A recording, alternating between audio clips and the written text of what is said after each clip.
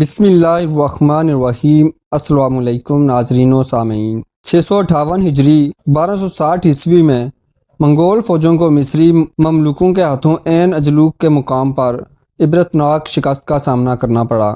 جب اس شکست کی خبر ہلاکو خان تک پہنچی تو وہ شدید غصے میں آ گیا اور کئی ناکام جرنیلوں کو قتل کروا دیا۔ اس دور میں منگولوں میں اسلام کی کڈنی نمودار ہونا شروع ہو گئی تھی۔ تاریخ دانوں کے مطابق برقع خان یا برقائی خان 1252 عیسوی میں ایک منگول فوجی مہم کے دوران بخارا شہر میں ایک صوفی کارواں سے ملا اور ان کی تعلیمات سے متاثر ہو کر اسلام قبول کر لیا۔ برقائی خان منگولوں میں اسلام قبول کرنے والا پہلا منگول کمانڈر ہے۔ برقائی خان جوچی خان کا بیٹا اور چنگیز خان کا پوتا تھا۔ آپ 1209 عیسوی میں پیدا ہوئے۔ 660 ہجری کو چنگیز خان کے پوتے برقائی خان نے اپنے اور اپنی قوم کے مشرف با اسلام ہونے کا اعلان کرتے ہوئے ایک خط لکھ کر مصر کے سلطان رکن الدین بیبرس کو یہ اطلاع دی۔ ساتھ ہی یہ بھی بتایا کہ وہ اپنے چچا زاد ہلاکو خان کے خلاف جہاد کرنے کے لیے تیار ہے اور اس مقصد کے لیے مصر سے اتحاد کرنا چاہتا ہے۔ سلطان بیبرس نے یہ پیشکش بخوشی قبول کرتے ہوئے ائمہ حرمین شریفین کو برقع خان کے لیے دعاؤں کا حکم لکھ بھیجا۔ تمام شہروں میں بھی فرمان بھیجا گیا کہ جمعہ کے خطبہ میں خلیفہ اور سلطان کے بعد برقائی خان کے لیے دعا کی جائے۔ برقائی خان کی سلطنت قفقاز کے کوہساروں سے بلغاریہ کی حدود تک پھیلی ہوئی تھی۔ شوال 660 ہجری ستمبر 1262 عیسوی میں ہلاکو خان شام اور مصر پر دوبارہ حملے کی تیاری کر رہا تھا کہ برقائی خان کی فوج قفقاز کے فلک بوس دروں سے نمودار ہونے لگی۔ یہ دیکھ کر ہلاکو خان کو شام کی مہم ملتوی کر کے بحیرہ خزر کی طرف فوج بھیجنا پڑی۔ اس لشکر نے دریائے تیرک عبور کر کے برقائی خان کی فوج کو وقتی طور پر پسپا کیا، مگر برقائی خان کے بھتیجے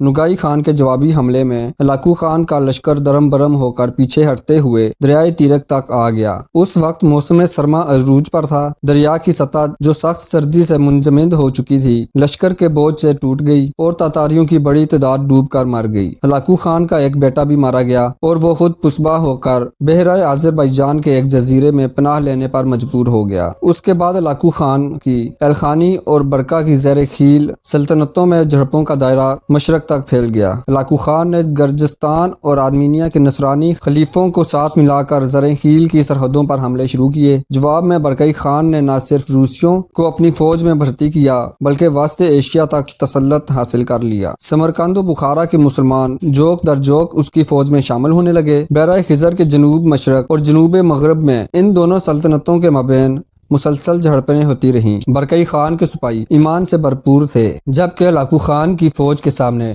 خون ریزی کے سوا کوئی ہدف نہ تھا۔ اس کے سپاہی پست ہمت ہو کر منتشر ہونے لگے۔ بہت سے سلطان بیبرس کی تلوار سے خوف زدہ ہو چکے تھے اور بہت سے برقع خان کے قبول اسلام کے بعد توحید کی طرف راغب ہو رہے تھے۔ تتاری اب دو واضح جماعتوں میں بٹ گئے تھے، اسلام دشمن اور اسلام دوست۔ اسلام دوست تتاری خود کو برقع خان کی طرف منسوب کرنے لگے۔ ان میں جو شامی سرحدوں کے آس پاس تھے انہیں برقعی خان کے دور دراز مملکت کے بجائے مصر جانا بہتر محسوس ہوا۔ چنانچہ ہزاروں تتاری مصر کی طرف منتقل ہونے لگے۔ سلطان کو اطلاع ملی تو تمام شہروں کے گورنروں کو حکم دیا کہ ان کی پوری طرح مہمان نوازی اور دلجوئی کی جائے۔ کچھ دنوں میں تتاریوں کے کئی گروہ مصر پہنچے اور سلطان سے امان طلب کی۔